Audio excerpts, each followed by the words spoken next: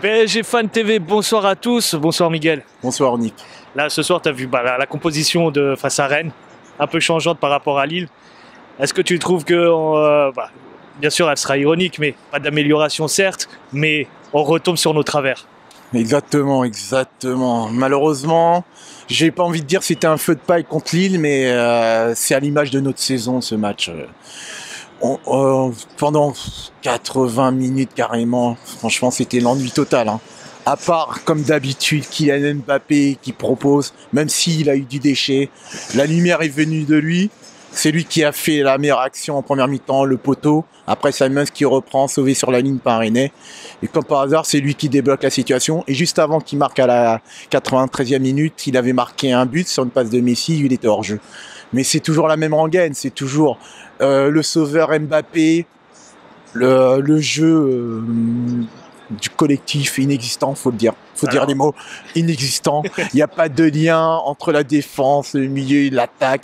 Les distances entre la défense, le milieu et l'attaque, à au moins 30 mètres. Les joueurs, ils courent pas, ils proposent pas de mouvement quand un de leurs coéquipiers a le ballon. Mais t'as l'impression que c'est pas travaillé, quoi.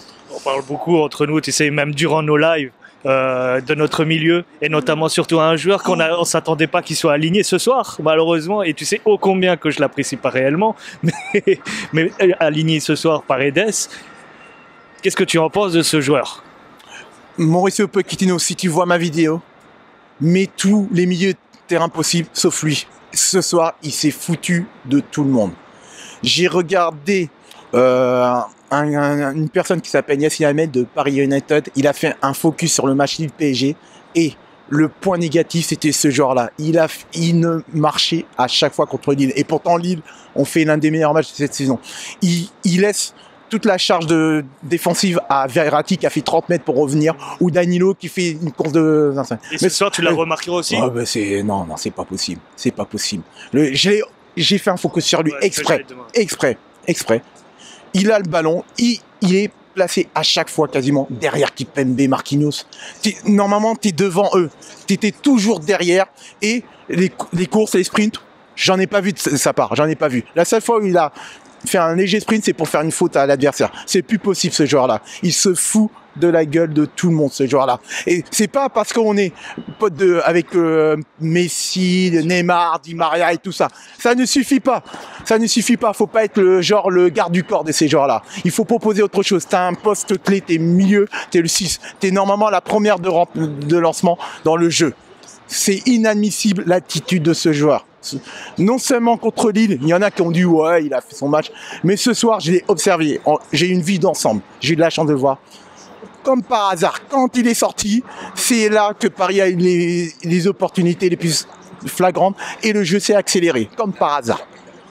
J'espère qu'il ne jouera pas contre le Real Madrid titulaire pour qu'il prenne de leçons, et j'espère sincèrement qu'il mettra Gay, Danilo, Verratti, des joueurs qui se donnent pour le club et pour leurs partenaires surtout.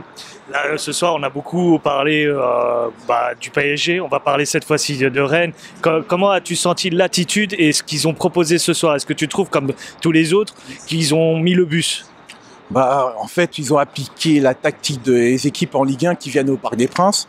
Et surtout, ils se sont adaptés, on va dire, au jeu entre guillemets du PSG, parce que le jeu n'existe pas sous Pochettino, je suis désolé.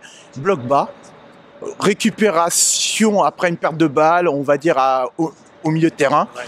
Transition rapide, contre-attaque rapide, parce que la gestion profondeur à la perte du ballon côté parisien est très mauvaise. Et c'est pour ça qu'ils ont eu des situations qu'ils ont mal exploitées, et tant mieux pour le PSG. Ils ont fait la tactique de tous les clubs de Ligue 1 cette saison contre Paris. Un peu comme Lorient avait fait, mais Lorient avait mieux joué que Rennes. Parce que Rennes, ce soir, sincèrement, ils m'ont déçu.